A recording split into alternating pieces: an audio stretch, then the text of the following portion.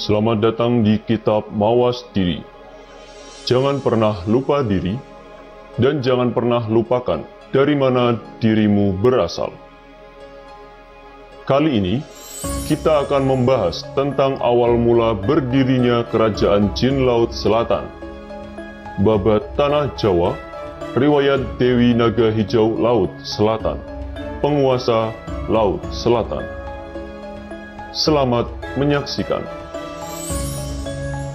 Pada zaman Rasulullah Nabi Muhammad Sallallahu Alaihi Wasallam, ketika diutus oleh Allah Subhanahu wa Ta'ala dan bangsa jin, tidak boleh lagi menemui manusia di alam gaib, tidak bermain lagi di kancah dunia luar. Di tanah Jawa, setelah era para wali songo, mereka mundur dan mengizinkan Islam disebarkan di tanah Jawa. Demikian Syekh Mahfudin menjelaskan ketika pagi hari setelah berjamaah sholat subuh. Pada suasana masih gelap, kami melihat nenek Dewi Naga Selatan berada di sekitar kami, namun dalam bentuk bayangan. Sang Dewi hanya tersenyum dan memanggut tanda setuju kepada Syekh untuk menceritakan babat tanah Jawa.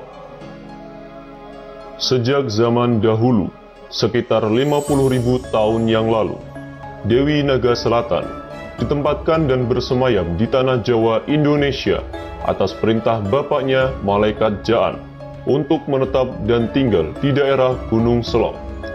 Lokasi Gunung Selok tepatnya di daerah Cilacap, perbatasan Jawa Barat dan Jawa Tengah.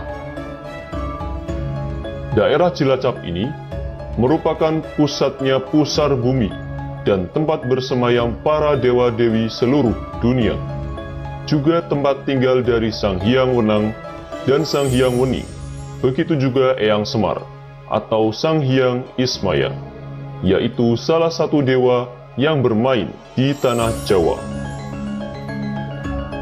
Eyang Semar adalah utusan dari Sang Hyang Sis untuk mengajarkan orang Jawa tentang tata krama, di antaranya adalah sopan santun, bijaksana dalam segala hal, harus legowo dalam hidup, namun bukan berarti tidak berusaha. Pasrah bukan berarti diam diri, namun harus berpikir mana yang baik dan mana yang buruk, dan tidak diterima secara mentah-mentah. Sang Hyang Sis merupakan kakak pertama dari Dewi Naga Selatan.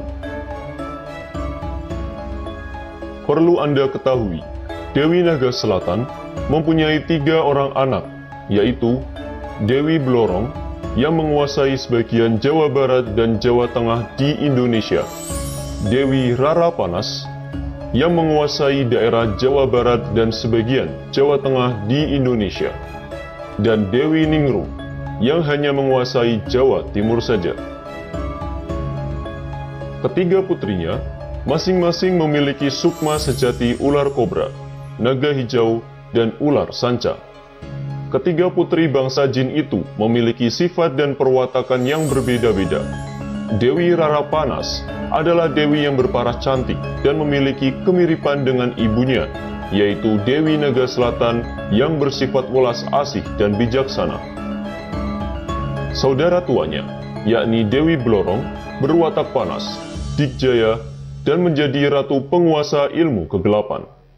Beliaulah dewi dari segara lelembut yang menyebarkan ilmu kekebalan, ilmu kesaktian, ilmu santet, dan sebagainya. Oleh karena itu, kekacauan yang disebabkan oleh ilmu-ilmu tersebut sebenarnya berasal dari Dewi Blorong dan bukanlah Dewi Rara Panas. Dewi Ningrum adalah ratu yang berwatak dingin dan lemah lembut. Tokoh yang terakhir ini jarang muncul di dunia spiritual ketimbang kedua tokoh yang sebelumnya, yakni Dewi Blorong dan Dewi Rara Panas. Dewi Blorong mengangkat 2 orang anak.